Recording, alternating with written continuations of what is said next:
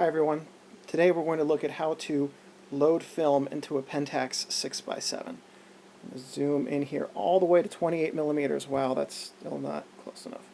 Alright, on the back of the Pentax 6x7 there's a little number there, the number that says 120. There's also a dial over here that says 120 or 220. And the Pentax needs this information, the 6x7 needs this information to know what type of film is in it, 120 or 220. With 120 film, the 6x7 takes 10 exposures. With 220, it takes 20 exposures. And the difference is when it's set to 220 versus 120, here we go, this plate slides to one side or the other. There we go. So I slid that plate over. Now it says 220. I'm going to slide it back because I'm going to be loading 120. And this knob here can be adjusted anytime up until the 9th frame. So when loading 220 film, if you forget to adjust this to 220, you have up until frame 9. Likewise, if you load 120 film when it was set on 220, you have up till frame 9 to change it back to 120. So as you can see here, well, you might not be able to see because the lighting is fairly poor today.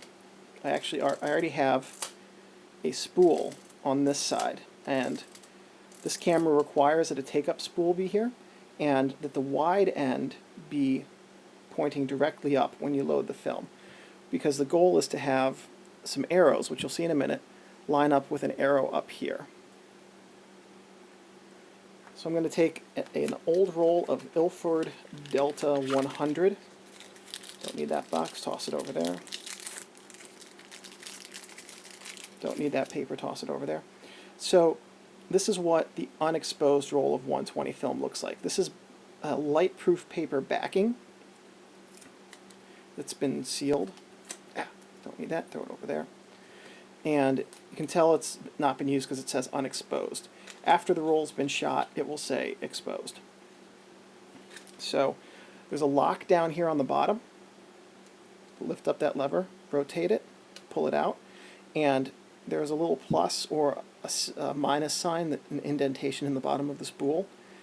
This pulled out something that will lock into that.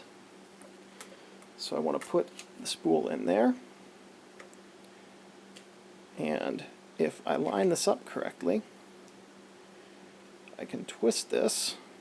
I can twist this. Alright, that's great cinema right there. Okay, so I lined it up correctly, pushed that in, and turned it, and then pushed the lever back up. That locks the spool in place. That's a little bit more difficult to pull now, which is the way it's supposed to work. Putting the spool in this side works exactly the same way as putting the spool in that side, with the lever and the turning and the confusion. And that, okay, we'll try this again. That was a mulligan. So every 3 advancements will reorient the slit so that it's pointing vertically. I need a little more slack here. This leader before you get to the film on 120 is about a foot long, so I'm not really too worried about exposing the film on accident. There we go. You can see here there's an arrow coming into the screen. Theoretically, it should line up with this. I'm about 1/3 of an inch off. That's life. I'm going to close that. Advance. Advance twice. 3 times. 4 times. Now it gets suddenly more difficult as the film comes off the spool and advances into the camera body. And now I can't advance anymore. That means that this camera is now ready to take shots. Well, once the lens is on it, it's ready, but you get the point.